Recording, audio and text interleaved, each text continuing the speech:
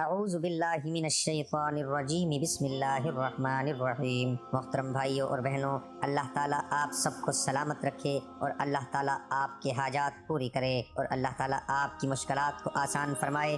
دنیا میں کوئی بھی ایسا کام نہیں ہے جو ہو نہیں سکتا، سب کچھ ہوتا ہے، مگر ہماری سب سے بڑی غلطی ہے اور غلطی یہ ہے کہ ہم جلدی مایوس ہو جاتے ہیں۔ اب مایوسی کو چھوڑیں اور اپنی زندگی بدل دیں۔ دوستو، آج کا جو وظیفہ لایا ہوں بہت مجرب اور بہت تاثیر العمل وظیفہ ہے۔ دوستو، جس نے بھی ایک بار یہ وظیفہ کیا تو آپ خود اندازہ لگا کر دیکھیں گے کہ وظیفے سے کیا ہو رہا ہے۔ بہت مجرب وظیفہ ہے، لاکھوں کروڑوں لوگوں نے آزمایا ہے، اور دوستو یہ کوئی عام وظیفہ نہیں ہے، بہت مجرب وظیفہ ہے، بہت چھوٹا وظیفہ ہے۔ زیادہ تر لوگوں نے اس وظیفے کو ایک بار کیا اور ان کی زندگی بدل گئی، تو اگر آپ بھی یہ وظیفہ کریں انشاءاللہ تعالیٰ آپ کی زندگی بدل جائے گی اور آپ اس فقیر کو دعائیں دیں گے۔ دوستو، اللہ تعالیٰ کی حمد و ثنا کے بعد اس کے پیغمبر محمد صلی اللہ علیہ وآلہ وسلم پر بے شمار اور کروڑوں درود و سلام کے بعد آج کا وظیفہ آپ کے سامنے پیش کرنے جا رہا ہوں۔ وظیفہ بہت مختصر ہے، ویڈیو کو پورا دیکھیں اور وظیفے کو صحیح طریقے سے یاد کریں۔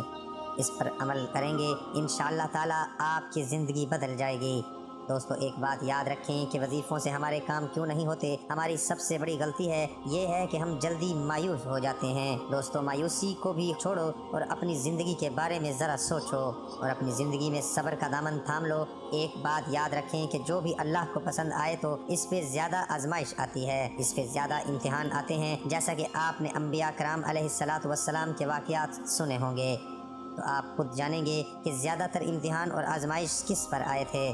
تو انبیاء علیہ السلام پر زیادہ آزمائشیں اور اللہ کی طرف سے آئی تھیں کیونکہ وہ اللہ کے پیارے تھے، کیونکہ وہ اللہ کے زیادہ قریب تھے۔ اور جیسا کہ آپ جانتے ہیں کہ ہمارے پیغمبر محمد مصطفیٰ صلی اللہ علیہ وآلہ وسلم پر کتنے امتحان آئے تھے، تو اگر آپ پر بھی مشکلات ہیں صبر کا دامن تھام لیں، اگر آپ کی بھی رکاوٹیں ہیں تو صبر کا دامن تھام لیں، انشاءاللہ تعالیٰ یہ وظیفہ کریں، سب کچھ بحال ہو جائے گا۔ دوسری بات یاد رکھیں کہ اگر آپ یہ وظیفہ کر رہے ہیں تو اس نیت سے نہیں کرنا کہ آزما کر دیکھتے ہیں کہ وظیفے سے کیا ہوتا ہے، کیا اس وظیفے سے آپ کا کام ہو جائے گا یا نہیں، تو اس نیت سے کبھی نہیں کرنا، بلکہ اس نیت سے آپ وظیفہ کریں گے جب بھی میں یہ وظیفہ کروں گا، وظیفہ ختم کرتے ہی میرا کام ہو جائے گا، میری زندگی بدلے گا۔ تو اگر آپ اچھی نیت رکھیں گے، امید اچھی رکھیں گے، انشاءاللہ تعالیٰ جب بھی آپ وظیفہ کریں گے اس فقیر کو دعائیں دیں گے اور آپ کی زندگی بدل جائے گی۔ دوستو، ویسا تو حقیقت میں سب کچھ کرنے والا اللہ کی ذات ہے، لیکن اللہ چاہے تو کسی کو ذریعہ بنا دے۔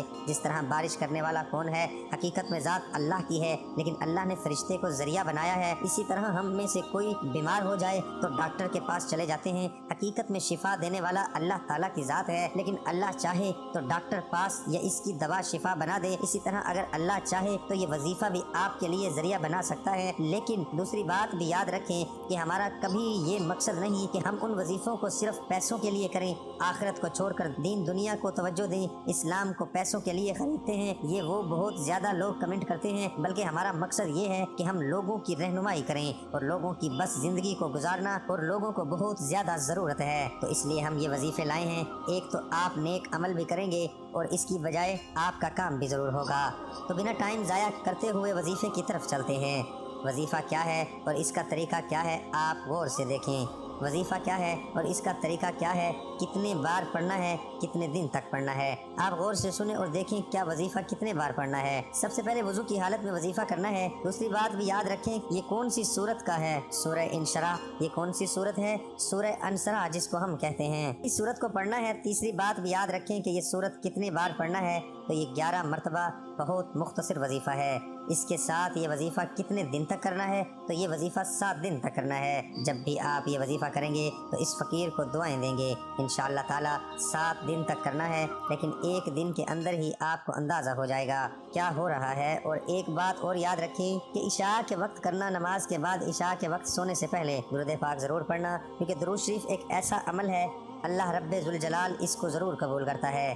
اگر آپ اول و آخر میں درود پاک پڑھیں گے تو اس کے درمیان میں جو بھی وظیفہ ہے اس کو بھی اللہ رب ذوالجلال قبول کرے گا۔ اگر آپ کا وظیفہ قبول ہو گیا تو آپ کی دعا بھی قبول ہوگی، کام بھی ہو جائے گا۔